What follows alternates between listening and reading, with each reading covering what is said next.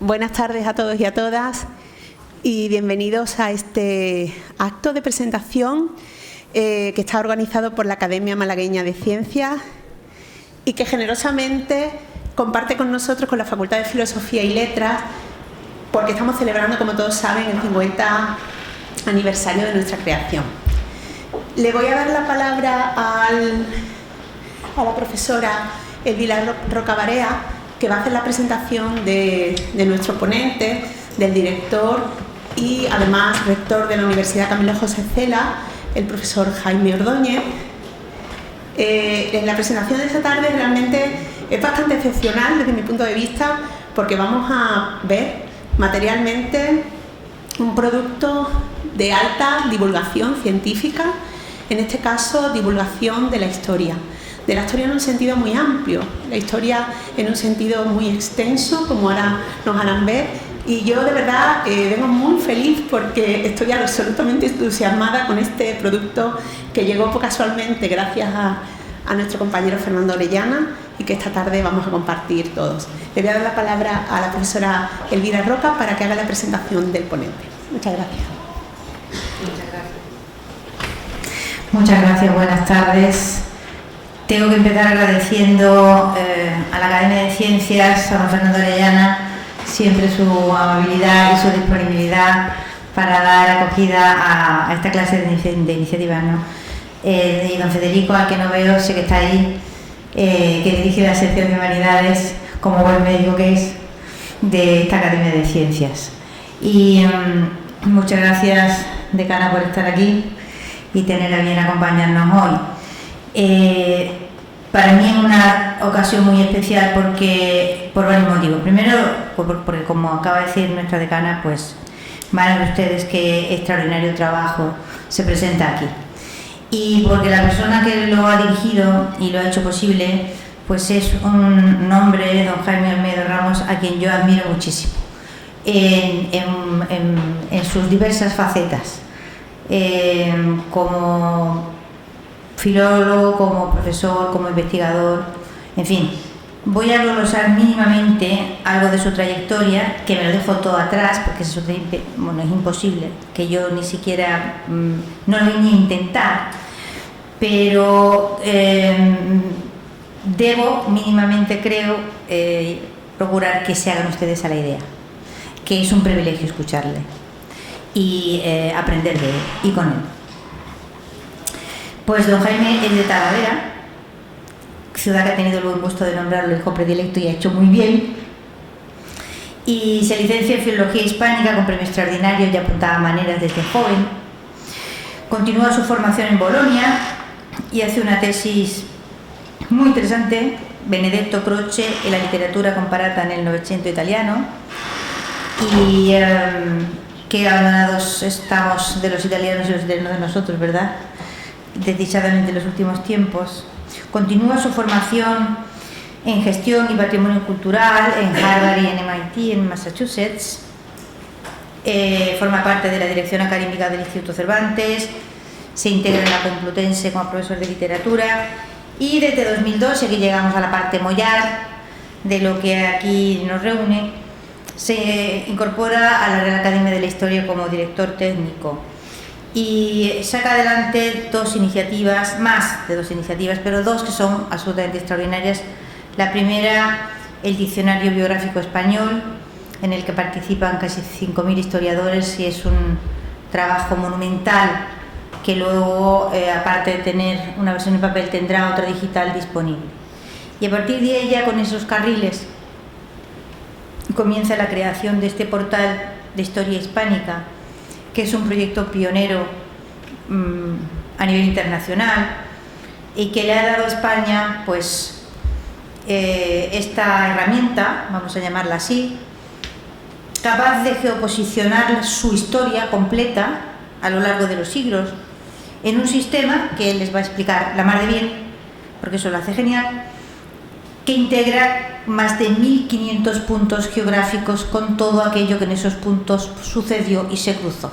Esto está así muy mal explicado y yo no voy ni a intentar siquiera que ustedes lo entiendan, pero él lo va a hacer divino y ya verán que les va a parecer algo formidable, no solamente como o vía de conocimiento, sino también que esto es, a mi modo de ver, casi tan importante como lo primero, como semillero de posibles investigaciones, ¿no?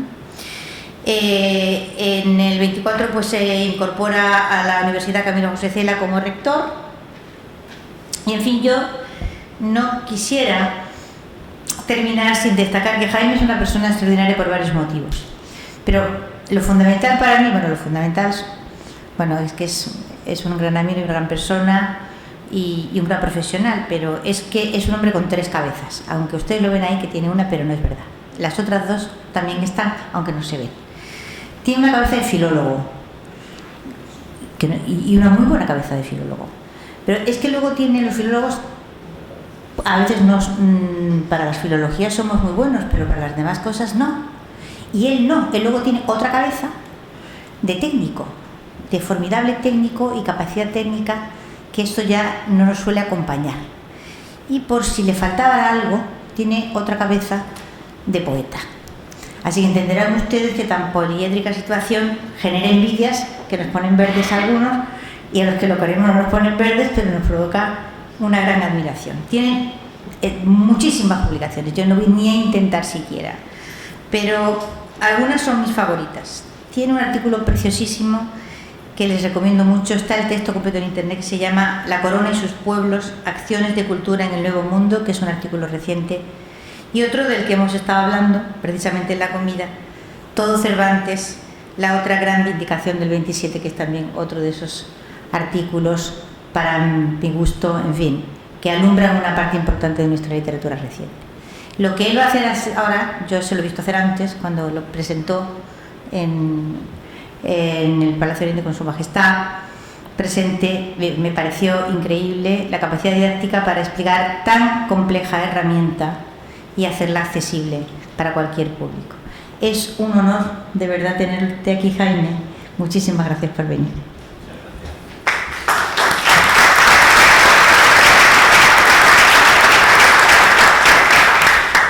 Bien, toma la palabra.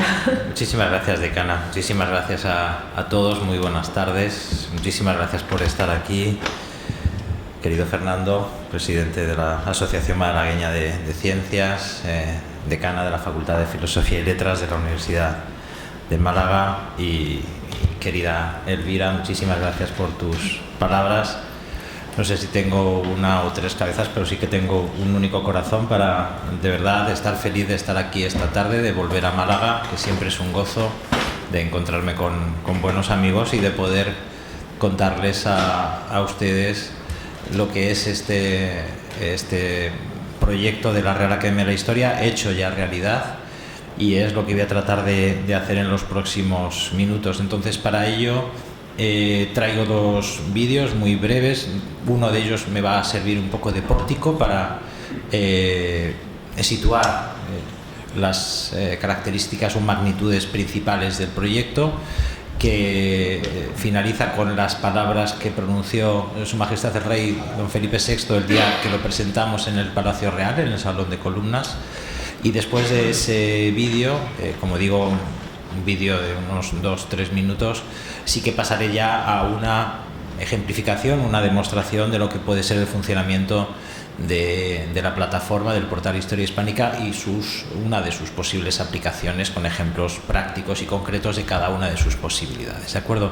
Pues vamos a ver juntos este primer vídeo que les digo, y después pasamos a la demostración del funcionamiento de la herramienta. La Real Academia de la Historia fue erigida para fijar los tiempos y aclarar los hechos, desterrando las ficciones de las fábulas, ajustando los sucesos a la más exacta cronología. Y así, como a la historia sirve la cronología, debe la geografía ayudar a entrambas. 150.000 referencias geográficas, desde el año 1.350.000 a.C. hasta la actualidad. 20.000 acontecimientos históricos, más de 50.000 personajes.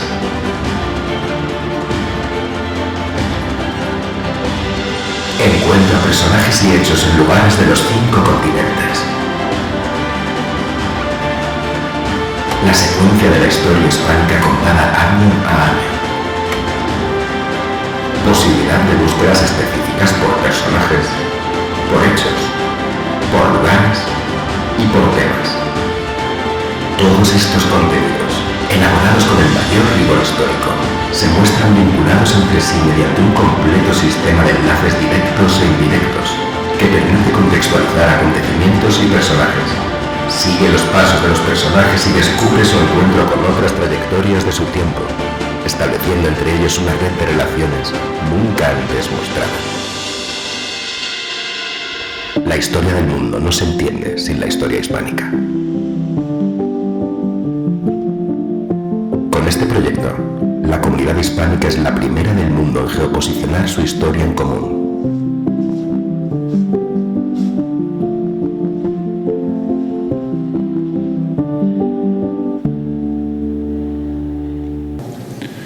El portal Historia Hispánica es un proyecto grandioso, fascinante, que despliega sus amplísimos contenidos y capacidades sin desplazar su centro de gravedad, nuestra identidad histórica y actual.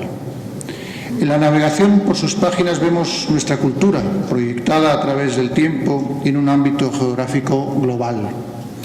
La forma en que se muestran sus contenidos es la cartografía de nuestro pasado, pero también la guía para nuestro presente. La historia hispánica, el mundo hispánico, es hoy una realidad global con presencia efectiva y pujante en los 5 continentes.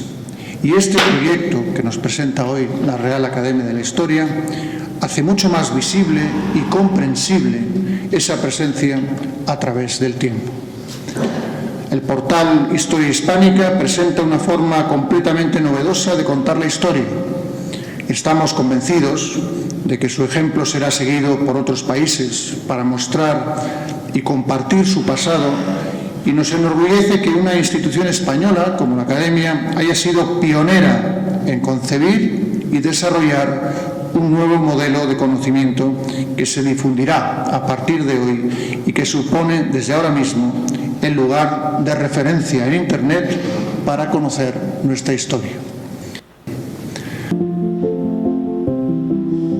Una nueva forma de contar la historia.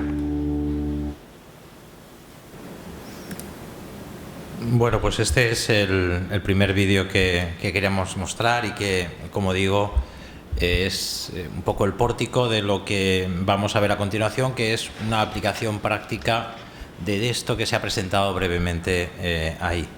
Y por lo tanto, aquí es, como les digo, y expresaba con Elvira, es un altísimo honor el poder presentar esta tarde aquí, por la invitación de la Academia Malagueña de Ciencias, en este rectorado de la Universidad de Málaga, pues el último proyecto historiográfico y tecnológico de la Real Academia de la Historia, que es este gran portal que muestra, como estamos viendo aquí, geoposicionados y vinculados entre sí, los acontecimientos y los personajes de la historia hispánica. Es, como estamos viendo, un gran portal que muestra, en suma, la historia hispánica en su dimensión global. Fíjense la foto histórica que tiene el pasado de España, que tiene una presencia efectiva y pujante en el mundo del uno al otro confín.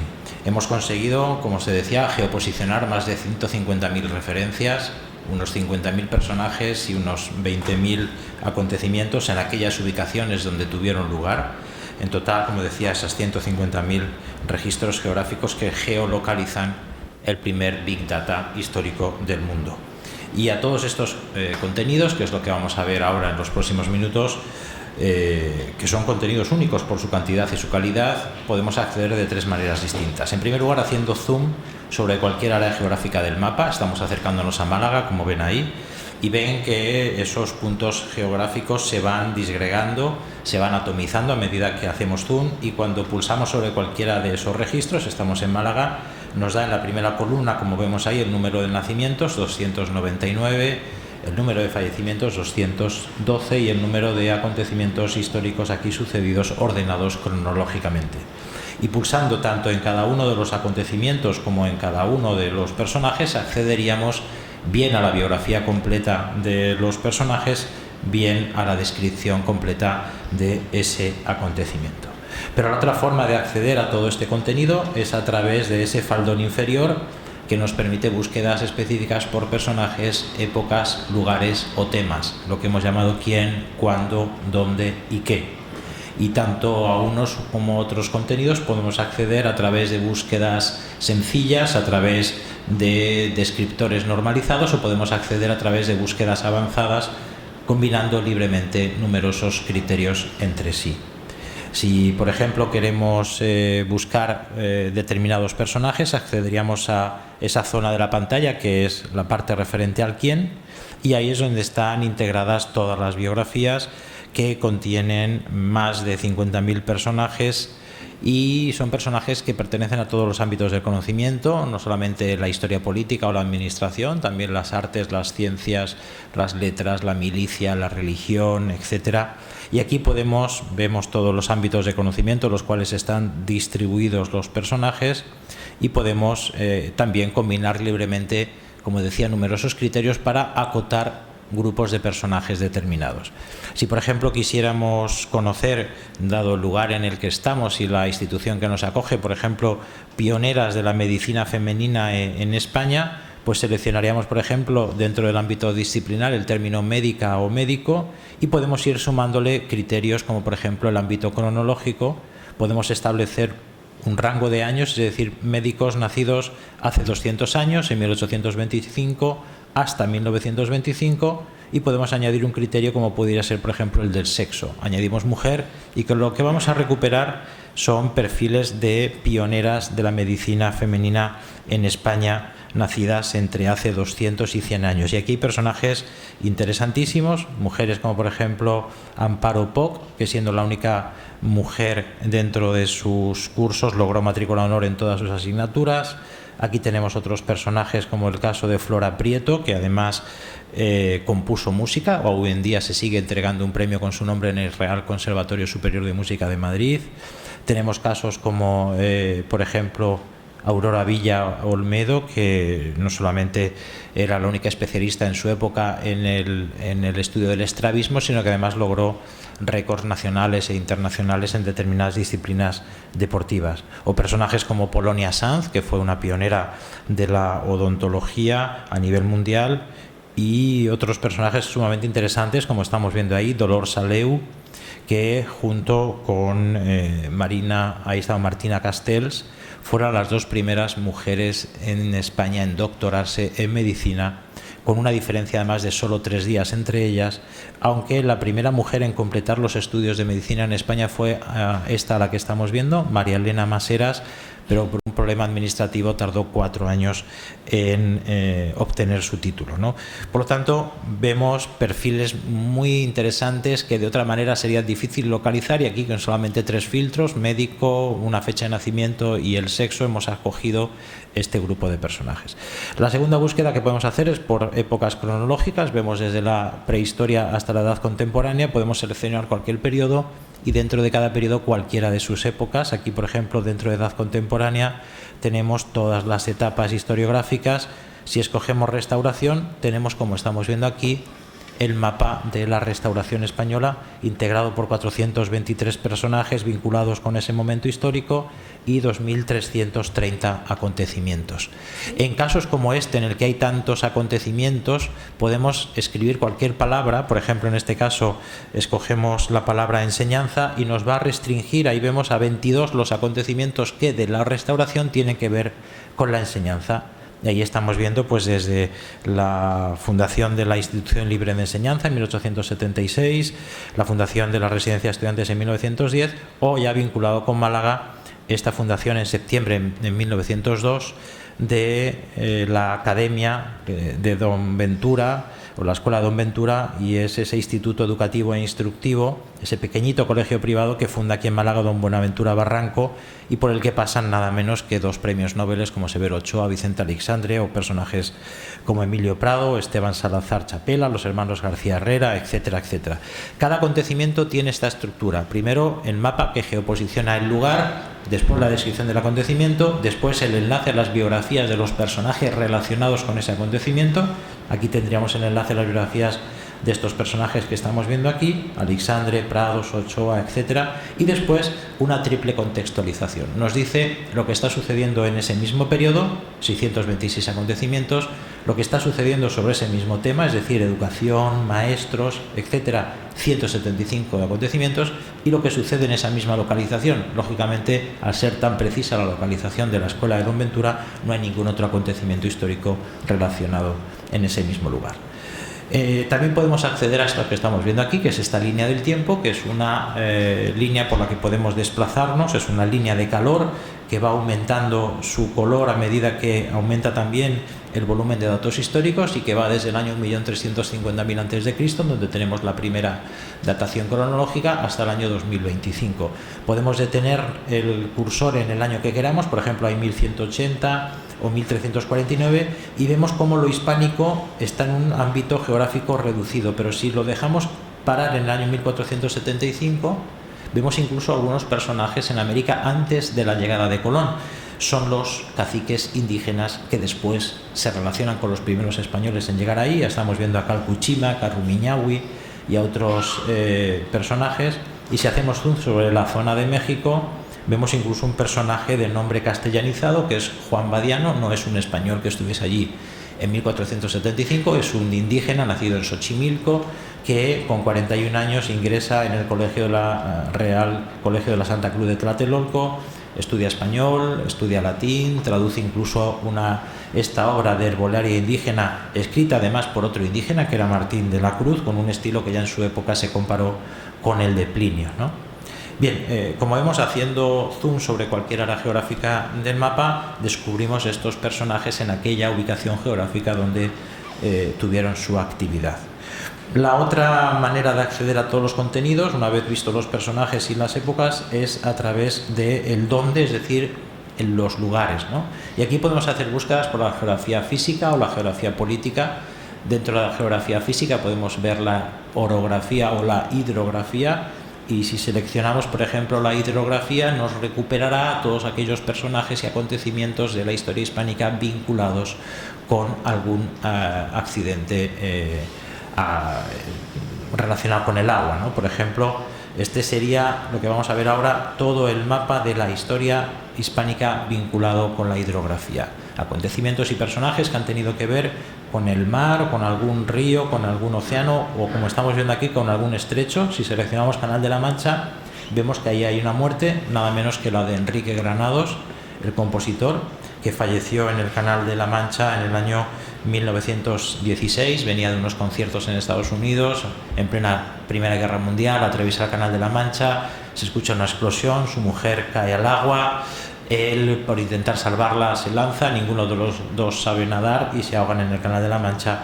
Y si seleccionamos, por ejemplo, ahí río Amazonas y vemos dos muertes, una de ellas, lógicamente, pues la de Francisco de Orellana, lo estamos viendo ahí, en 1546, y podemos seguir buscando acontecimientos que tengan su desarrollo en algún lugar de la hidrografía, como en este caso el Golfo de México. Si vamos al acontecimiento que datado el 9 de mayo de 1781, pues se habla precisamente de ese acontecimiento vinculado con un personaje que no podía faltar esta tarde aquí, que es nada menos que Bernardo de Gálvez, estando Manuel Olmedo entre nosotros y aproximándose el 250 aniversario de la independencia de Estados Unidos, pues accederíamos a la biografía de un personaje. Y la biografía de Gálvez nos permite mostrar cómo hemos distribuido la información dentro de los personajes. En primer lugar, como estamos viendo, hay un encabezamiento que recoge los datos biográficos básicos de cada personaje, el nombre, el título nobiliario, lugar de nacimiento, en este caso Macharabiaya, Málaga, y después su ámbito disciplinar, esa imagen del personaje cuando la hubiere, y después el acceso a la biografía, que es una biografía ordenada cronológicamente, después las obras del personaje, si tuviese cualquier tipo de producción literaria, musical, plástica, y después bibliografía sobre el personaje desde la referencia más antigua a la más actual. Y esto es importante porque cada biografía va seguida del enlace a las biografías citadas en esa biografía y también el acceso a las otras biografías en las que se cita a este personaje. Por lo tanto, tejemos y reconstruimos la red de relaciones que un personaje estableció a lo largo de su vida. No solamente son biografías aisladas, sino que se muestran relacionadas. Y esta es una gran novedad. Hemos trazado y dibujado el itinerario vital de cada personaje para ver la movilidad que tuvieron en su tiempo. Hemos unido todas las etapas de su biografía y ahí vemos, por ejemplo, la movilidad de Bernardo de Gálvez, y lo importante es que podemos pulsar en cada una de las etapas de este itinerario y saber con qué personajes coincide en ese lugar y en ese momento determinado. Aquí estamos viendo, por ejemplo, personajes con los que coincide en La Habana y, por ejemplo, con el Marqués de la Concordia, y podemos activar esa segunda biografía, ese segundo itinerario, y ver los puntos de confluencia, de intersección, y luego el distinto desarrollo de esa biografía adicional, ¿no? Bien, el último de los ámbitos de búsqueda que podemos hacer es la búsqueda por temas. Ahí nosotros hemos predeterminado una serie de temas, numerosísimos temas, y basta con teclear, y hay una especie de autocompletado predictivo. Si tecleamos, por ejemplo, imprenta y activamos la búsqueda, nos van a salir todos los resultados, todos los personajes, todos los acontecimientos vinculados con la imprenta. Estamos viendo ahí el mapa y, por ejemplo, vemos ahí un punto en el Océano Pacífico. Si pulsamos en él, nos dice que ese es el lugar de muerte de Francisco Blancas de San José, que es el primer impresor en Filipinas, autor de este arte y reglas de la lengua tagala, que fallece en ese punto del Océano Pacífico cuando regresaba a México en el año 1614. Pero si recuperamos la lista de personajes que vemos ahí, pues tenemos 157 personajes vinculados con la imprenta. Ahí están los grandes impresores españoles, Fadrique de Basilea, Arnau Guillén de Brocar, Jorge Cozzi, los Kronberger, etcétera. Pero no solamente impresores, sino también personajes importantes en el desarrollo de la imprenta, como pueda ser, por ejemplo, en este caso, Antonio de Mendoza y Pacheco, primer virrey de Nueva España y un personaje clave en la llegada de la imprenta al Nuevo Mundo. Aquí tenemos a la figura de Antonio de Mendoza y Pacheco, que tuvo una carrera política y diplomática en Flandes y en el Imperio. Ahí le vemos la relación con otros personajes de su tiempo. Y si accedemos a su itinerario vital, vemos, como les decía, toda esa acción política y diplomática en Flandes y en el Imperio, con una embajada en Inglaterra, después de la cual marcha a América siendo designado primer virrey de Nueva España, y es allí en la Ciudad de México donde, con la colaboración del primer arzobispo de la Ciudad de México, Fray Juan de Zumárraga, y un cajista italiano enviado por Kronberger, Giovanni Paoli, establecen en la Ciudad de México la primera imprenta del Nuevo Mundo, y lo establecen en ese edificio que estamos viendo ahí, en la llamada Casa de las Campanas de la Ciudad de México, muy cerca del Zócalo. Porque cuando geoposicionamos un acontecimiento podemos hacer zoom sobre el mapa, pasar a esta vista satélite e identificar el lugar exacto en el que ese acontecimiento está geolocalizado. Podemos superponer a la trayectoria de Antonio Mendoza la del obispo Zumárraga o la del cajista italiano Giovanni Paoli, y vemos cómo confluyen esos itinerarios vitales en ese punto exacto en el que tuvo lugar el establecimiento en 1539 de la primera imprenta en el Nuevo Mundo. Pues bien, esto es lo que podemos lograr con el faldón inferior, pero en ese cajetín superior de búsqueda podemos poner cualquier texto, y si ponemos, por ejemplo, Academia Malagueña de Ciencias, pues nos aparecen 23 biografías vinculadas con la Academia Malagueña de Ciencias. Se geoposiciona ahí, como estamos viendo, el acontecimiento, lo estamos viendo en Málaga, y se nos dice que el 6 de octubre de 1872 pues, se establece la Academia Malagueña de Ciencias, y se da enlace, ahí lo estamos viendo, a todos los personajes vinculados con ella, y ahí, haciendo zoom sobre el mapa, pasamos a la vista satélite y se geoposiciona exactamente el lugar, y ahí estamos viendo a Orueta y a otras biografías de personajes relacionados. Bueno, pues esta es una pequeña muestra de todas las capacidades que tiene el portal Historia Hispánica, con el que, como decía Elvira Roca al principio, España logra ser el primer país del mundo en tener geoposicionada su historia. Muchísimas gracias.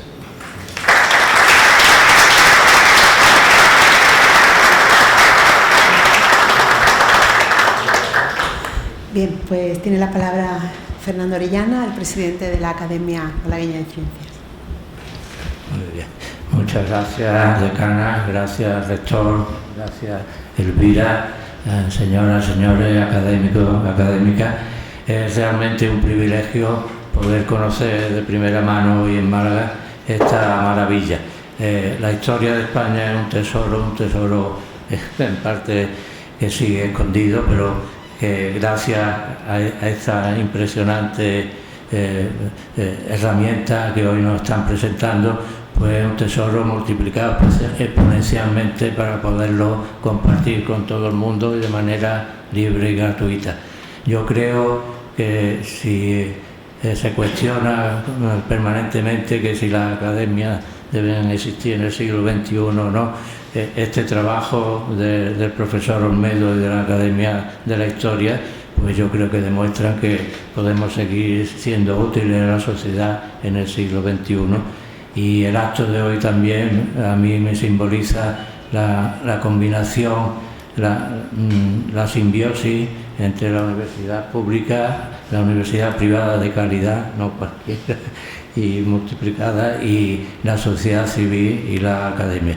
Yo creo que entre todos es para que estemos orgullosos, agradecidos por esta presentación de lujo, y de acuerdo con la decana, y si el profesor tiene a bien, podríamos abrir un pequeño turno de preguntas y de coloquio, porque él nos ha mostrado un flash de las inmensas posibilidades, pero yo creo que sería interesante que comentemos entre todos algunas cosas. Gracias.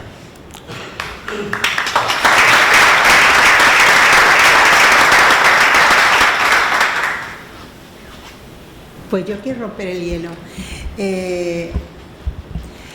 Tengo que reconocer que anoche, por curiosidad, entré en el portal, yo no lo conocía y me cautivó hasta más de las 2 de la mañana. Esta mañana se lo comentaba a mi equipo que hemos tenido reunión y me pareció absolutamente fascinante. Pero me surgen varias preguntas. ¿Qué banco de datos sustenta todo este caudal de información que se vierte en la plataforma? Esa sería una de las preguntas. Y luego, ¿cuántas personas y cuánto tiempo hay detrás de este proyecto? Porque esto es una obra magna y el volumen de perfiles muy variados, que sí que me gustaría identificarlos un poco, porque he visto también que hay mucho documento paleográfico, ¿no? Hay mucho documento que ha necesitado un tratamiento filológico de historia de la lengua, pero en fin, quiero ver un poco las tripas de lo que es la herramienta. Pues muchísimas gracias, decana. Efectivamente, lo decía en Petit Comité el rey después de la presentación, decía que era adictivo en el sentido en que uno sabe dónde empieza y a los minutos está en otra parte del mundo, viendo otra época distinta, un personaje muy diverso de aquel por el que empezó a hacer la búsqueda, porque efectivamente uno se deja llevar y puede hacerlo de esa manera más lúdica, que es haciendo zoom, navegando sobre el mapa o haciendo búsquedas de cualquier tipo, ¿no? Pero efectivamente hemos pretendido que un contenido de gran rigor historiográfico se muestre de una forma casi lúdica para que sobre todo las nuevas generaciones, muy familiarizadas con la cartografía digital, todos manejan Google Maps, están muy familiarizados con los GPS, etcétera, pues tengan acceso a un contenido de calidad. Aquí hay más de 60.000 páginas de texto debajo, ¿no? Y lo hagan de una forma, como decía, pues casi lúdica, casi muy ligera, navegando, surcando un mapa, muchas veces sin ser conscientes de, como digo, todo ese bagaje historiográfico que hay detrás. Y ese bagaje historiográfico es lo que consulta la decana. Está integrado sobre todo por dos grandes bases de datos. Y una base de datos de personajes que proceden del Diccionario Biográfico Español que comentaba Elvira Roca al principio. Ahí la academia hizo un trabajo que se materializó en una edición tradicional o en papel en 50 volúmenes. Lo que pasa es que aquello fue un punto de partida sobre el cual se ha ido aumentando, y cuando hablamos de un diccionario biográfico español no hablamos de un diccionario biográfico peninsular, no hablamos solamente de personajes vinculados con el ámbito peninsular, sino también todos aquellos personajes que nacieron en aquellos territorios que formaron parte de la monarquía hispánica durante el tiempo en el que esos territorios pertenecieron a la administración española. Entonces hay toda una base de datos que está integrada por esos personajes del diccionario biográfico, y hay otra parte de acontecimientos que procede de otra base de datos que creó la academia que es un atlas cronológico de la historia de España. Se hizo una selección de acontecimientos relevantes en la historia de España desde el año 1.350.000 a.C., que es cuando tenemos el primer resto homínido en la península, y de ahí todos los acontecimientos clave que han ido jalonando la historia de España en distintos ámbitos. Ya os digo que no es un diccionario de historia política, no es un proyecto solamente vinculado con la administración, hay elementos, como decía, de otras disciplinas. Entonces, la clave fue cruzar ambas bases de datos, ¿no? Porque en la redacción de los acontecimientos que tenía registrada la Academia de Historia aparecían mencionados personajes, y en las biografías de esos personajes aparecían mencionados acontecimientos. Entonces, la dificultad estuvo en ensamblar esas dos bases de datos, hacer que las dos bases de datos fueran consistentes, y de ahí surge esa información cruzada que estamos viendo. Por eso podemos acceder a un acontecimiento que nos informa de las biografías de los personajes que participan en él, o podemos acceder a la biografía de un personaje y nos muestra esa triple contextualización de los acontecimientos que están teniendo lugar en esa misma época, en ese mismo lugar y sobre ese mismo tema, ¿no? Entonces, del cruce de esas dos bases de datos surge, digamos, esta información. El reto era todo esto mostrarlo de una forma que el usuario no percibiera la complejidad técnica que podía haber debajo. Yo creo que estamos en un momento en que la técnica tiene que estar al servicio de los contenidos, es decir, la tecnología es un medio, no es un fin, y por lo tanto no creo que estemos en un momento en el que haya que hacer alarde de complejidad técnica, sino todo lo contrario, ocultar esa complejidad.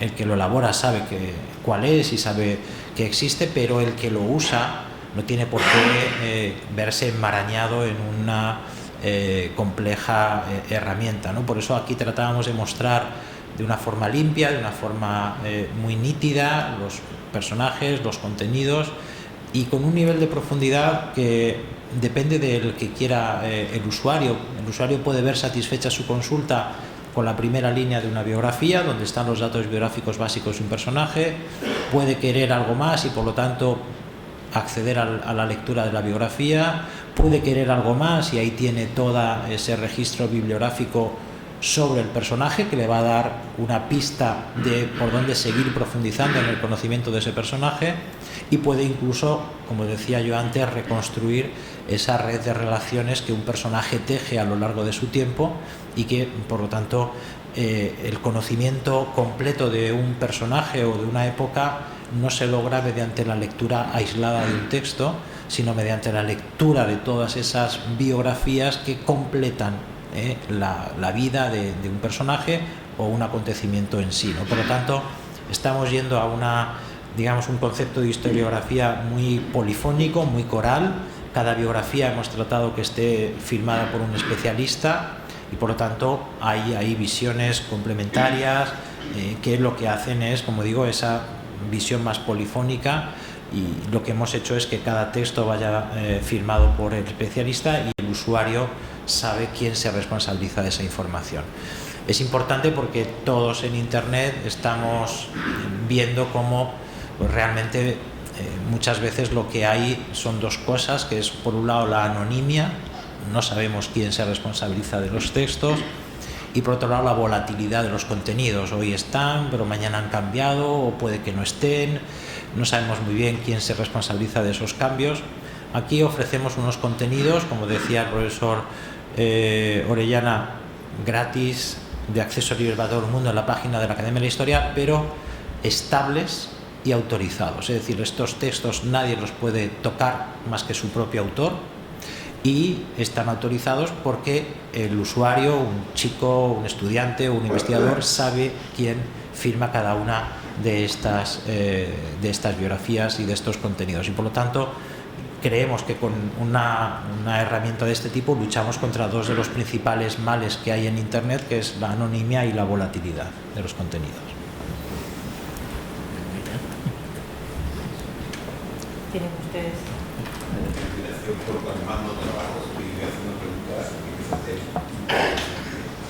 Si en el portal de Historia Hispánica ponemos Bernardo Velázquez y lo ponemos en Google, encontraremos diferencias importantes de información.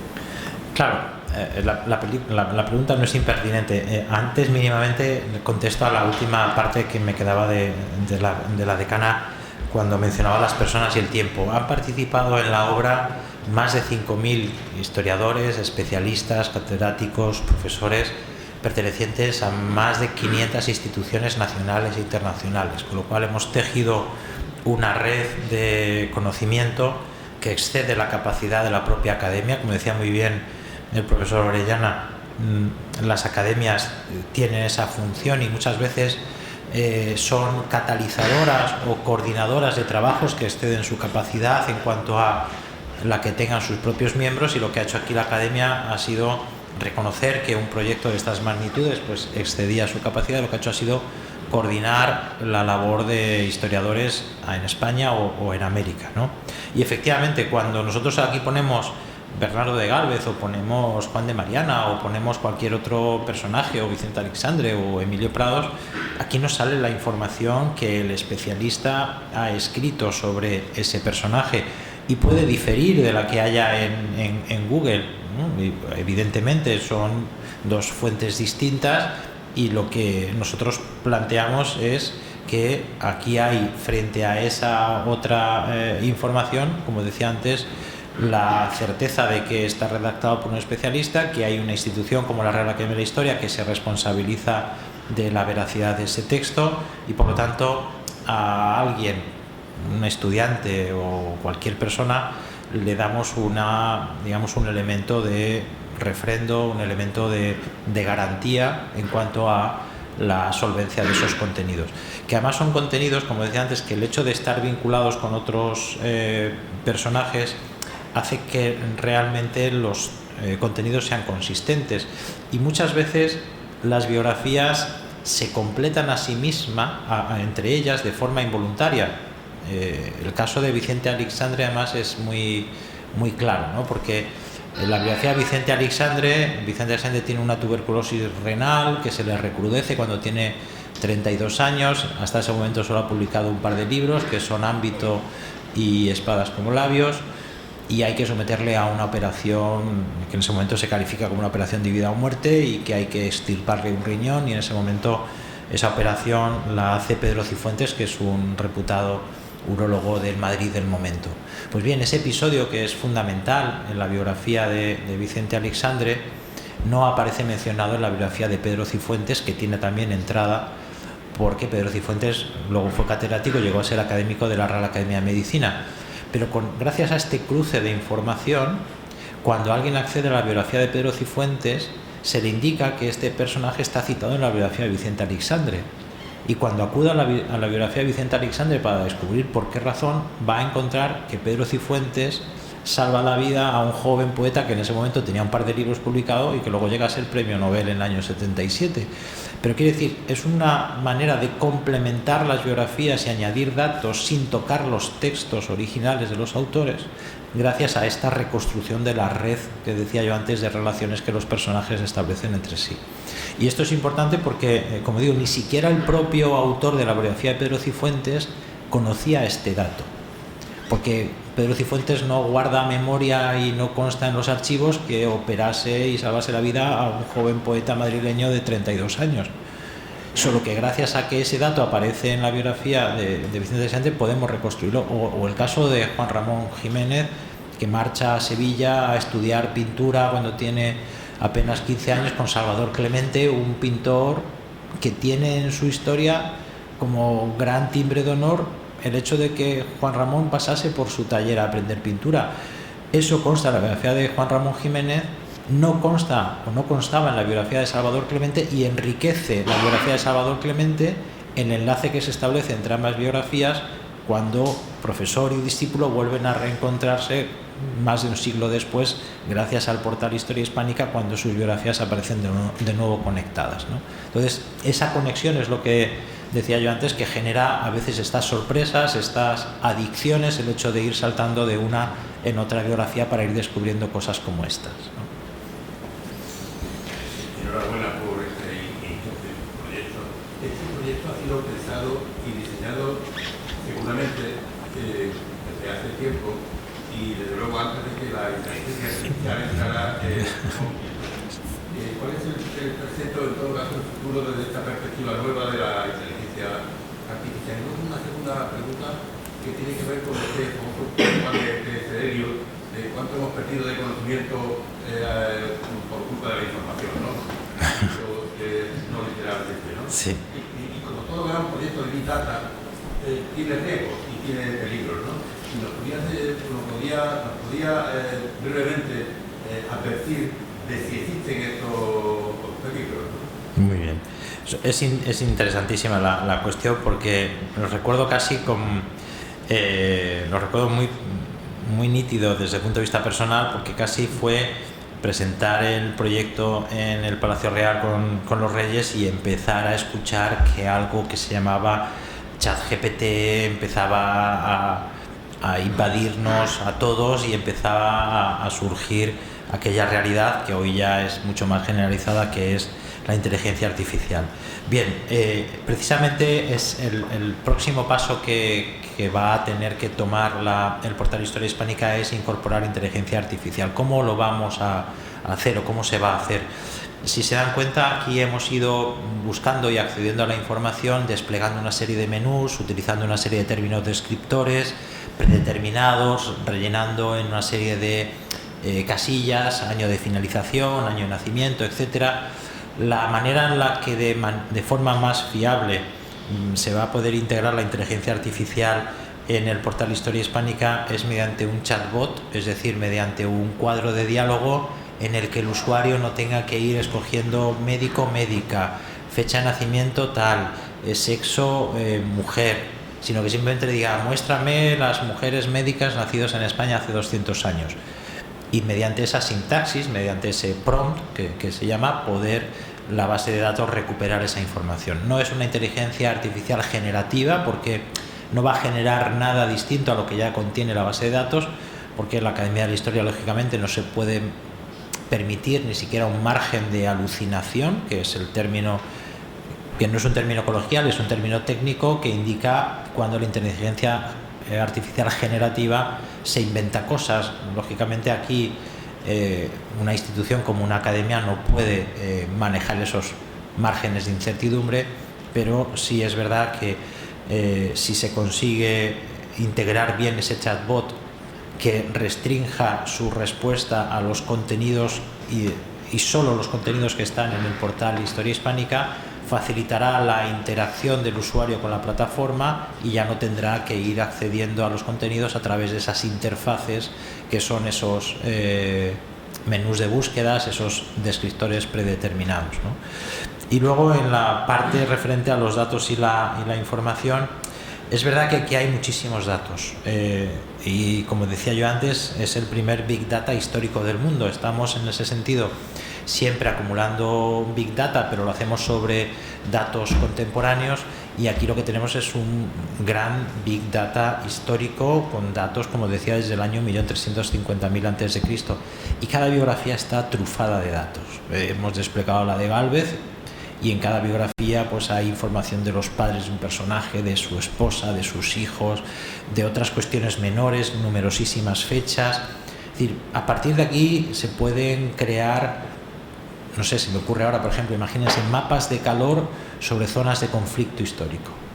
Es decir, podríamos pedirle a la inteligencia artificial que a partir de los datos que están contenidos aquí nos seleccione en el mapa mundi cuáles han sido las áreas geográficas que han tenido, por ejemplo, una mayor actividad bélica en tal o cual momento, en tal o cual periodo, o cuál ha sido la edad media de fallecimiento, por ejemplo, de la jerarquía eclesiástica española en el siglo XVIII, o cuáles han sido los lugares de nacimiento para personas vinculadas con la ciencia, por ejemplo, en la primera mitad del siglo XX, o cuáles han sido, no lo sé. Estoy haciendo improvisaciones de datos que podríamos requerir.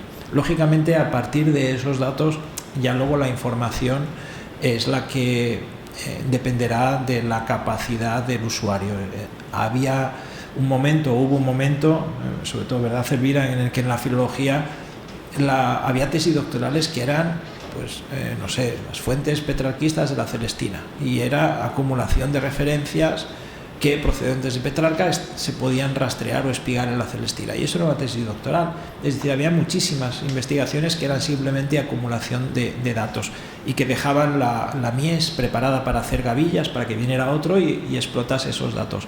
Ahora ya el acceso a los datos no es, digamos, un elemento meritorio. Lo que es meritorio es ser creativos, conseguir con estos datos accesibles a todo el mundo lograr una interpretación novedosa, lograr una interpretación brillante, hacer un uso, digamos, pues inteligente, relacional de estos datos, cruzando con otra serie de contenidos, ¿no? Entonces yo creo que el reto está precisamente en hacer ese uso mucho más creativo de los datos, porque efectivamente ya los datos o el acceso a ellos no es un fin en sí mismo, sino un medio para lograr una investigación de mayor calado. Manuel. Sí, lo primero que tengo que decir que es una obra impresionante. Me recuerda aquella anécdota de San Agustín cuando empezó a intentar meter el océano, ¿verdad? Y esto, pues gracias a Dios, pues se ha conseguido. Crea un grave problema. Ya pues ahora a poner en pasa, como siento.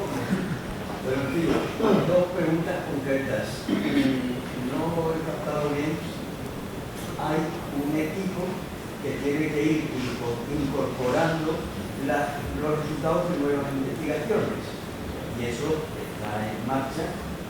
Y la segunda es,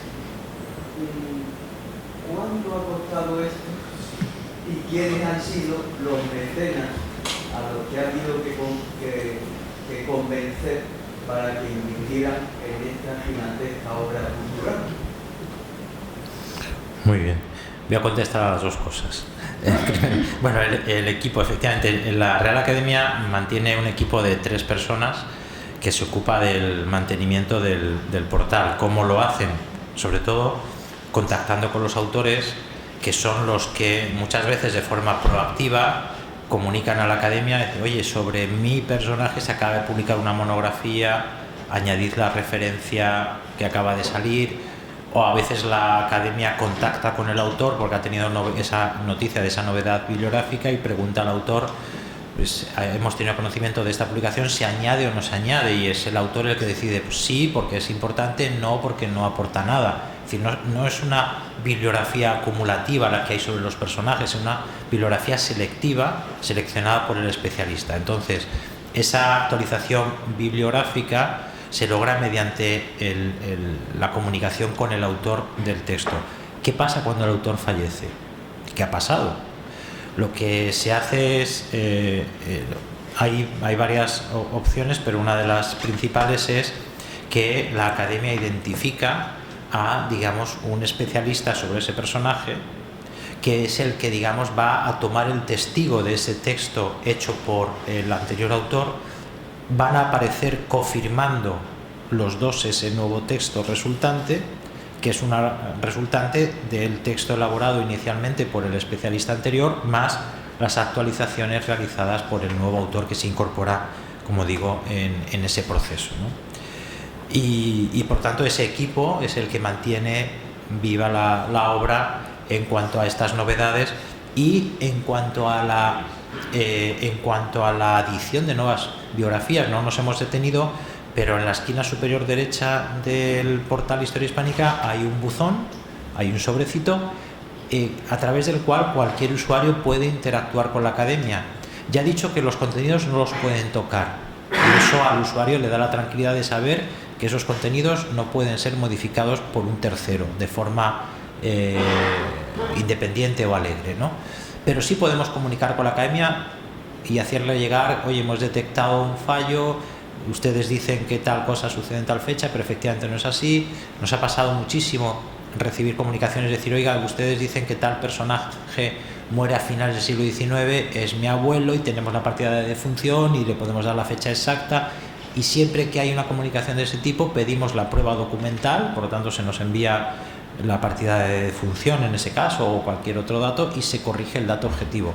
No entramos en valoraciones subjetivas. Digan ustedes que este personaje fue un malvado o este personaje fue un chorizo. Evidentemente en eso no se entra, pero sí en la modificación o corrección o precisión de datos objetivos, ¿no? Y en ese sentido, como digo, se puede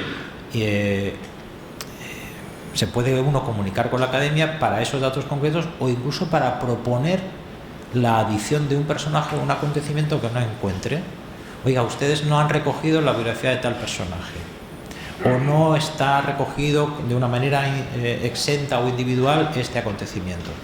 Eso nos está permitiendo llegar por capilaridad a un nivel de descenso y casi de historiografía local que inicialmente la academia no había contemplado, porque la academia sube ahí una masa de datos perteneciente a más de 20.000 acontecimientos que ahora va descendiendo a acontecimientos menores, más granulares, gracias a la aportación que hacen muchos de los usuarios y que se revisa en un consejo editorial que tiene la academia, que se reúne periódicamente para precisamente mantener la base de datos actualizada. Y luego el coste. Bueno, ahí ven que está el Ministerio de Ciencia, Innovación y Universidades, y es porque este es un proyecto que se ha hecho con una ayuda ministerial publicada y por lo tanto es público y la ayuda se concedió públicamente y se ha auditado públicamente. 125.000 euros ha costado el proyecto, que no es una cifra, podríamos pensar, no sé, en cifras y magnitudes mucho mayores. Hay millones de euros concedidos a otras cosas. 125.000 euros se recibieron del Ministerio y se emplearon en esto y no se ha gastado ni un euro de más ni un euro de menos, ¿de acuerdo? Muchas veces, pues eso, la pobreza aguza el ingenio, ¿no? Y tienes una cantidad y tienes que ceñirte a esa cantidad y hay que hacer lo que sea posible. Entonces, es verdad que hemos trabajado sobre cartografía digital de Google Maps, que es la más fiable, y hemos tratado de optimizar todo lo posible. Todas las imágenes que se muestran, lógicamente, son imágenes libres de derechos. Hemos logrado que, pues eso, se podía buscar imágenes mejores. Cuando no las hay es porque no están libres de derecho. Claro, ilustrar una obra que tiene 150.000 registros, imagínense solamente si cada imagen costase un euro, ¿no? O sea, ¿en qué cifras estamos? Entonces, es decir, decisiones de ese tipo son las que hacen que una obra pues sea digna, y pueda ser gratuita, que es que lo que entendíamos también, como decía el profesor Orellana, el sentido de las academias como instituciones, pues es un servicio a la sociedad. Estamos al servicio de la sociedad como academias y el sentido que tienen el desarrollo de los proyectos es que sean públicos y accesibles a todo el mundo.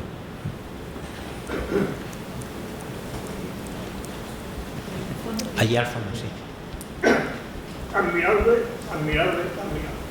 y necesario este trabajo. Yo me pregunto lo siguiente, en relación con la ventana, ¿En relación con? los datos y el filtrado de los datos y la fiabilidad de los datos. Eso por un lado. Por otro, ¿qué criterios se han seguido desde ese punto?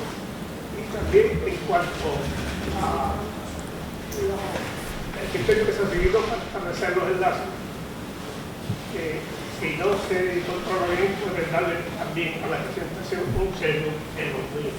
No le oigo, Fernando, tú le oyes. Para establecer los vínculos de los lazos. ¿Qué criterios se han seguido para el crecimiento de los vínculos? Los vínculos entre personajes. Es que me asiste la profesora Roca porque no oía bien, perdón. Dígame.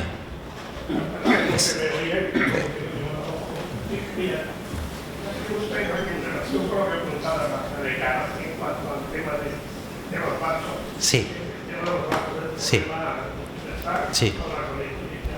Desde el punto de vista de la fiabilidad, lo que está en filtro, es una herramienta para esos datos. Va. Y por otro, el criterio también que está siguiendo que establecer los buscadores, obviar problemas de centro de la presentación de un trabajo. Muy bien, pues le digo los datos.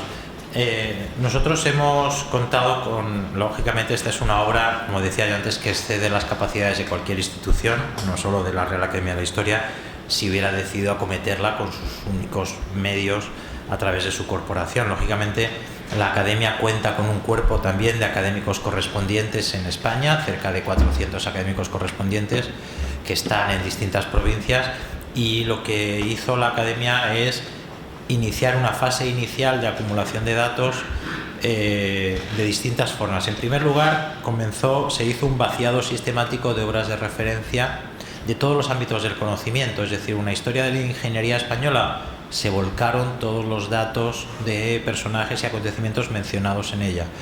La economía y economistas españoles de Fuentes Quintana, se volcó entero los 7 volúmenes para extraer de esa obra todos los nombres de los economistas y los acontecimientos vinculados con la economía en ese ámbito. Historia del arte, milicia, cualquier tipo de obra de referencia manual se volcó en la base de datos en una labor rutinaria y árida, pero necesaria. A su vez, se consultó, hablaba yo antes de 500 instituciones, para que nos enviasen listados de personajes que, perteneciendo a esas instituciones, no debieran faltar. Por ejemplo, las academias hispanoamericanas de la historia. Les pedimos que nos enviaran desde aquellos lugares el listado de personajes que a su juicio no deberían faltar y quién sería el biógrafo idóneo para acometerlos. Congreso, Senado, imagínense, mandamos y pedimos que nos diesen las listas de los presidentes de las Cortes, por ejemplo, y reales academias, ministerio en cuanto a premios nacionales, y a veces nos dábamos cuenta de que un personaje iba alcanzando una categoría especial cuando venía propuesto por una Real Academia, imagínense, por las Cortes, por ejemplo, por hablar de Cánovas, ¿no? Director de la Real Academia de la Historia, pero además venía propuesto por otras Reales Academias, venía propuesto también por alguna instancia institucional, etcétera. Entonces, un personaje va configurando su propia importancia a partir de esa procedencia de datos, y siempre son datos que proceden, como digo, o bien de fuentes autorizadas o bien de instituciones de referencia en cada ámbito. Y por último, lo de los sesgos en los buscadores. Cuando la Academia cometió este proyecto, a cada autor le solicitó la elaboración de la biografía, es decir, no son biografías a base de refritos, son textos elaborados ex nihilo, son textos elaborados ex professo para este proyecto, y por lo tanto a los especialistas les pedíamos que lo elaborasen de acuerdo con unas normas o pautas de redacción, y en esas normas o pautas de redacción se omitía cualquier valoración subjetiva sobre el personaje. Hay procesos de elaboración en las que la Academia leía los textos, si tenía que comunicar de nuevo con el autor para solicitarle que omitiese cualquier valoración subjetiva, lo hacía, y por lo tanto hemos tratado de que los textos no contengan ese tipo de valoración, y por lo tanto los sesgos son los menos posibles. Siempre hay sesgos, a veces involuntarios, en lo que se dice o en lo que no, o en lo que deja de decirse, ¿no? Pero bueno, eso, como cualquier trabajo humano, es perfectible y por lo tanto siempre es parcial, ¿no? Pero hemos logrado que precisamente ir a redacciones muy asépticas, una historia muy factual, muy vinculada con los hechos y lo más alejada posible del subjetivismo. Sí. Creo que estaba Rafael antes.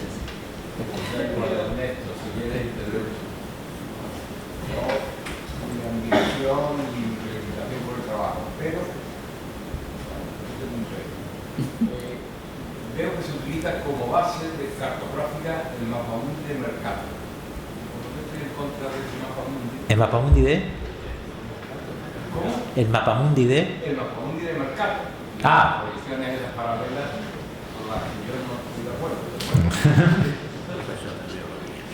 ¿Cómo que ustedes han razonado la utilización de eso? Bueno, lo que les decía, que hemos utilizado la cartografía digital más, ahora mismo, más general, más fiable, y sobre todo llegamos a un acuerdo con Google para utilizar Google Maps, que en su totalidad lo que muestra es esta disposición cartográfica. Entendemos que es la más convencional, lógicamente habrá personas especializadas que no estén de acuerdo exactamente con esa presentación, pero no queríamos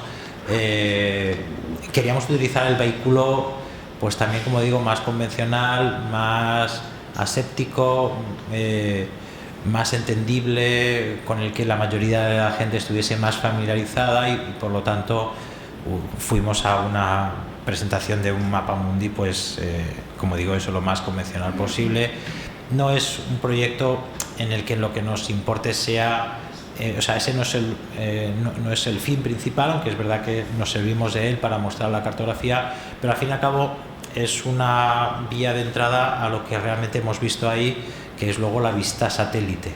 Pasamos de la visión de mapa a la visión satélite cuando ya hacemos zoom sobre las áreas geográficas, y ahí lo que estamos viendo es la vista fotográfica del lugar exacto en el que suceden las cosas, ¿no? Con independencia de la presentación macro o esa foto fija inicial, que es verdaderamente impresionante, porque ningún país del mundo podría mostrar esta foto fija inicial. Es que Suiza, por mucho que quiera, no puede, o no digamos Estados Unidos, ¿no? Es decir, lo que tiene España aquí es una presencia global. Nos damos cuenta de lo que es la historia hispánica cuando nosotros soltamos la base de datos por primera vez en Google Maps.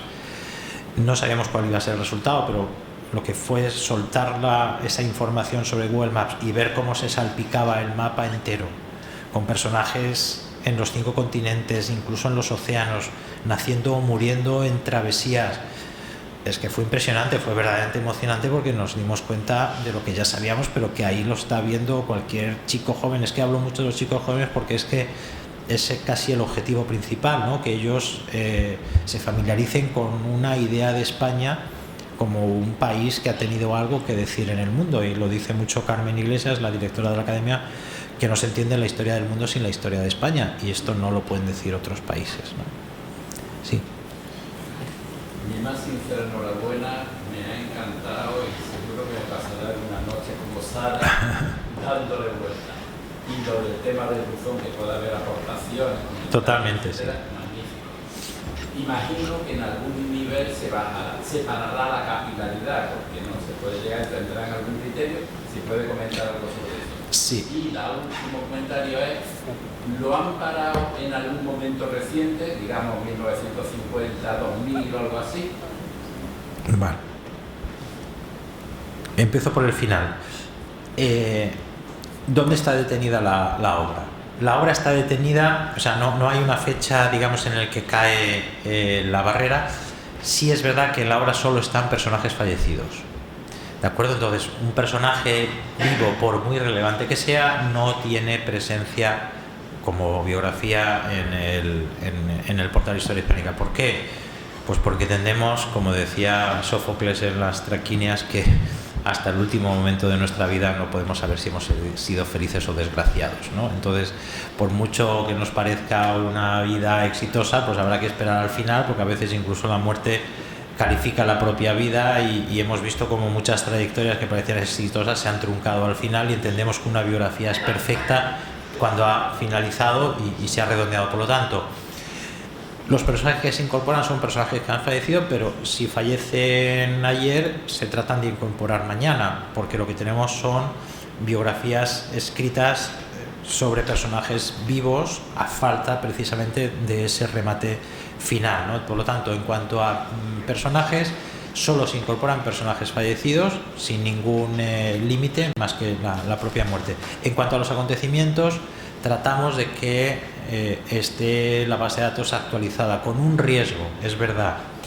y es que a veces nos falta perspectiva histórica, y tratamos de incorporar acontecimientos que sean verdaderamente relevantes, que entienda la academia, que tienen trascendencia, porque si no estaríamos cayendo en el periodismo más que en la historia al ir acumulando acontecimientos excesivamente recientes, ¿no? Pero no hay, digamos, ningún límite. Tratamos de que esté actualizada, por eso esa línea del tiempo llegaba hasta el año 2025, porque han ocurrido cosas importantes en este año, ¿no?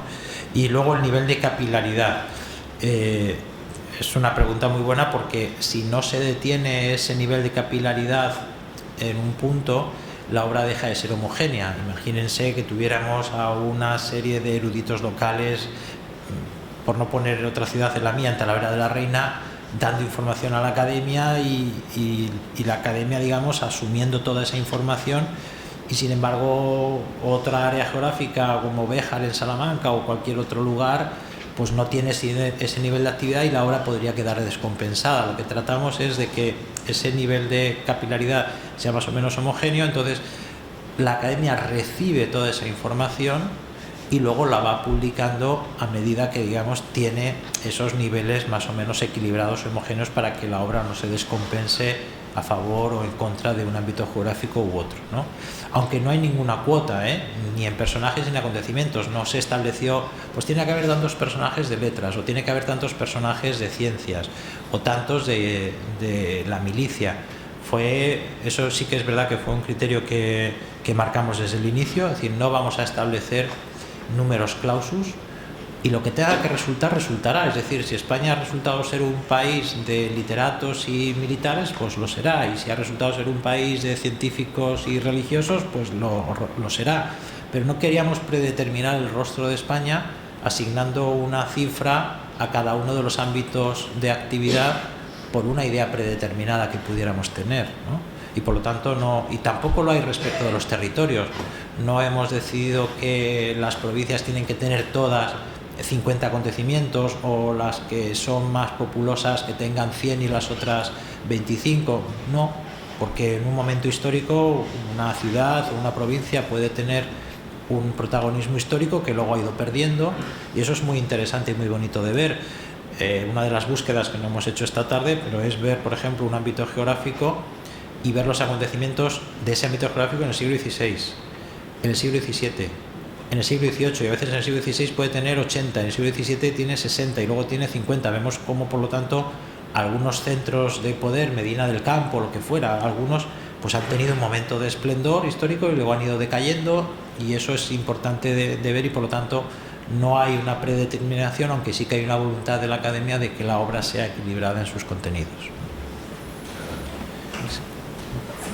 Sin ánimo de crear polémica, estoy absolutamente confundido de que han participado tantísimos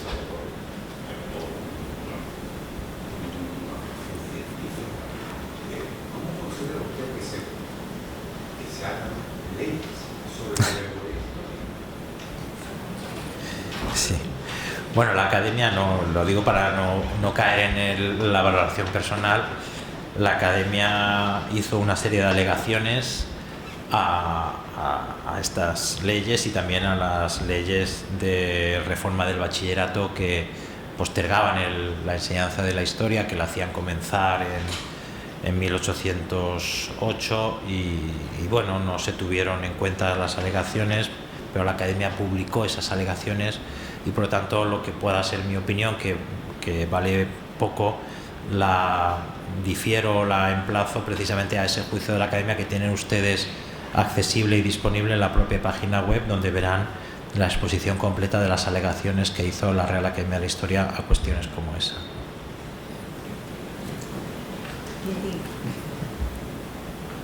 Sí. Hasta hace poco se almacenaba el grano en silos, hoy lo almacenamos en la nube. Pero me gustaría saber si esa nube está sobre nuestro territorio o está en otro territorio y dependemos de que uno de los locos que hoy mandan el mundo nos deje sin aguacero. Sí.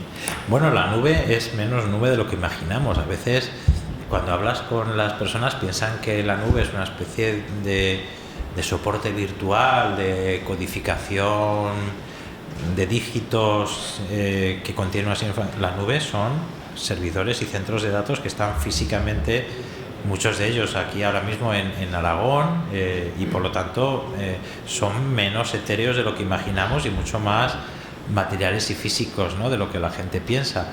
Y lo de la consideración de la nube es un término que a veces lleva a equívoco, ¿no? Y bueno, nosotros, la Real Academia de Historia tiene copias de seguridad periódicas de la información que hay en el portal de Historia Hispánica, con independencia de que, lógicamente, tenga que estar alojado en servidores fuera de la academia, porque es un producto que está disponible 24 horas por 7 días a la semana, que recibe consultas ahora mismo desde 194 países, muchísimos de ellos lógicamente en usos horarios totalmente distintos, y hay más de 25 millones de usuarios recurrentes consultando el portal Historia Hispánica, con lo cual hay que asegurar que ese tráfico no tumba el servidor, que el servidor tiene una serie de garantías de acceso suficientes, que está disponible en fechas en las que pues no son fechas hábiles u horas hábiles, digamos, en lo que sería la jornada usual en España, y por lo tanto está fuera de la academia en cuanto a servidor, pero sí que la academia tiene copias de seguridad de los contenidos. ¿Y había una última pregunta? Pues ya que estamos, muy recientemente ha surgido nuevamente una idea del año 2008, y es intentar secuenciar el ADN de esa figura histórica que ha sido citada esta tarde en 5 ocasiones. La idea es que una institución española junto con la UNAM de México puedan encargarse de hacer primero la extracción de muestras de la tumba de don Bernardo y de la tumba de su padre, don Martín de Galvez, y poder ofrecer esos datos, porque es que desde hace 4 o 5 años los Galvez han surgido como amapolas en abril. Hay descendientes de don Bernardo pues por todas partes. ¿Podría ser un tema de interés para este portal de Historia Hispánica? Bueno, a nosotros nos interesa más el pasado que el futuro. Es decir, que alguien se quiera intitular descendiente de Galvez sin tener el timbre para ello, pues será un problema de él. A nosotros nos interesa Bernardo de Galvez histórico, y ese personaje es tan grande como fue, y es un motivo de orgullo que sea uno de los 8 ciudadanos de honor en toda la historia de los Estados Unidos, junto a personajes de la talla de Churchill o la Madre Teresa de Calcuta, ¿no? Entonces, bien, para otros el futuro, para nosotros el pasado. Bien, pues yo creo que hemos extendido bien el acto, ha suscitado un interés que yo creo que se ha satisfecho. Quiero, por último, volver a darle las gracias al profesor Javier Olmedo por estar esta tarde aquí, por haber dejado pues los atributos de rector y volver a la academia y a la ciencia, que yo creo que es lo que nos reconcilia, ¿no?, con nuestra vida, ¿no? Los que hacemos gestión universitaria, nuestro refugio son estos espacios, ¿verdad?, que para mí también son vitales.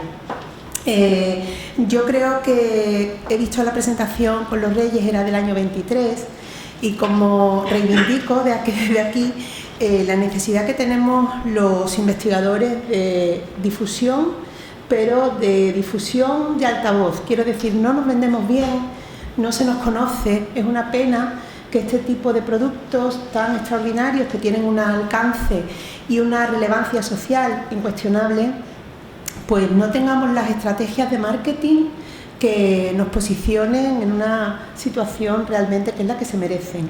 Cualquier videojuego que tiene una narrativa muy vacua, pues alcanza unas cotas de mercado y unos niveles de difusión impresionantes. Yo de verdad siempre me lamento de que al final todo el trabajo que se hace desde las academias, desde las universidades, muchas veces tiene la gran dificultad de no trascender el espacio de lo público, ¿no? Así que a ver si entre todos le vamos a hacer una campaña de divulgación importante. Yo prometo que mañana esta presentación estará en la página web de la Universidad de Málaga, y por lo que a mí respecta le daré toda la difusión posible, porque lo merece muchísimo. Muchas gracias, decana. Enhorabuena. Y muchas gracias a todos por la asistencia.